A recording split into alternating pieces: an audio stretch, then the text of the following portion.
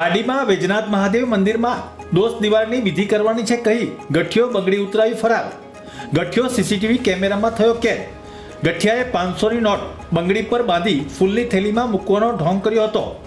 પાડીમાં વૈજનાથ મહાદેવ મંદિરમાં સાફ સફાઈ કરતી મહિલાને એક અજાણ્યા વ્યક્તિએ દાનમાં પૈસા આપ્યા બાદ દોષ નિવારણની વિધિ કરવાની છે કહી વિધિમાં સોનાની બંને હાથની બંગડી મુકાવી અગરબત્તી લાવું છું એમ કહી સોનાની બંગડી લઈને પલાયન થઈ ગયાની ચોંકાવનારી ઘટના બની હતી, જે ગઠિયો સીસીટીવી કેમેરામાં કેદ થયો છે.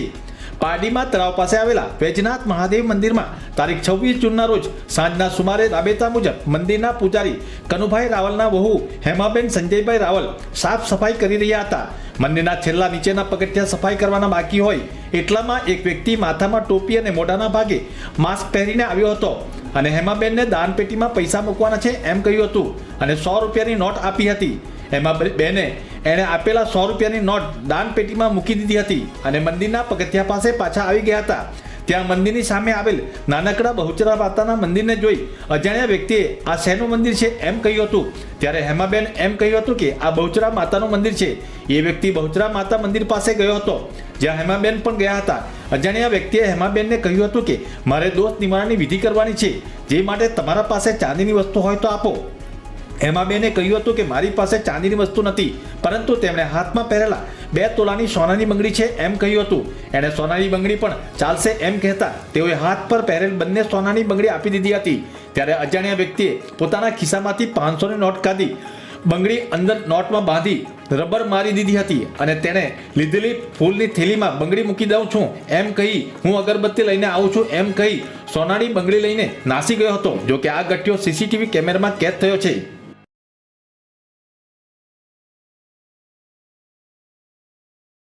નામ હેમાબેન સંજયભાઈ રાવલ. હું સફાઈ કરતી હતી મંદિરમાં. મંદિરના અમે પૂજારી છીએ. તો એમણે આવીને મને એમ કીધું કે અમને મંદિરના પૂજારી કોણ છે? તો મેં એમ કીધું કે પૂજારીમાં તમે જ છે. તો એને પૈસા બધા હાથમાં કાઢ્યા કે મારે પૈસા મારા દાનપેટીમાં મૂકવા છે. તો પછી એમણે મને સોની નોટ આપી. તો હું મંદિરમાં પછી સોની નોટ દાનપેટીમાં મેં મૂકી આવી. પછી હું બહાર નીકળી ગઈ. સફાઈ કરતી હતી એટલે હું બહાર નીકળી. એટલે એ છે તે ભાઈ એમ કે સામે મંદિર કોનું છે? તો મેં એમ કીધું કે માતાજીનું છે. તો માતાજીના મંદિરમાં મારે કે ત્યાં મંદિરનો દરવાજો બી ખોલ્યો અને હું ત્યાં અંદર ગઈ. તો પછી મને કે દોષ નિવારણ કરાવવું છે. તો કે ચાંદીની વસ્તુ હોય તો આપો. તો મેં કહું મારી પાસે ચાંદીની વસ્તુ નથી, મારી પાસે તો સોનાની બંગડી છે. તો પછી એમને મેં બંગડી કાઢી આપી. તો એમણે પછી બંગડી કાઢી આપી એટલે એમણે 500ની નોટ કાઢી. 500ની નોટમાં બંને બંગડી મૂકી, રબડ માર્યું. પછી એ બંગડી આને કાં મૂકી દીધી એ મને ખબર પડી નહીં. એટલે ફૂલની થેલી હતી તેમાં મૂકી કે લઈ ગયા એ ભાઈ ખબર નથી. એમણે અગરબત્તી લઈને આવું એમ કીધું. મેં એમ બી કીધું કે મારી પાસે અગરબત્તી તો છે. તો એમ કે નહીં, હું અહીંયાથી દુકાનમાંથી લઈ આવું. ને પછી એ ભાઈ નીકળી ગયા.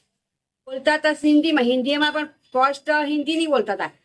દોષ નિવારણ કરને કા એટલો શબ્દ આપણને સમજ પડે, પણ એ તો એટલે હિન્દીનું તો હું ગુજરાતી હું બોલતી છું, પણ એ ભાઈ હિન્દીમાં બોલતા હતા. સીસીટીવીમાં મંદિરમાં પણ આવ્યા છે. એ પણ છે મહાદેવના મંદિરમાં ને જે માતાજીના મંદિરમાં પણ એ ભાઈ આવ્યા છે. માતાની મંદિરની બહાર નીકળી ગયા છે ને એ પણ એ મંદિર સીસીટીવી કેમેરામાં દેખાતા છે.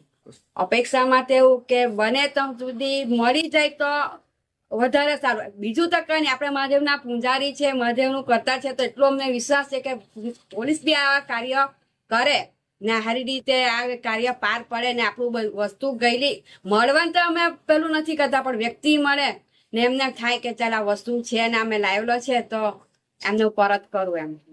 2 લાખની ખરી આજના ભાવ પ્રમાણે.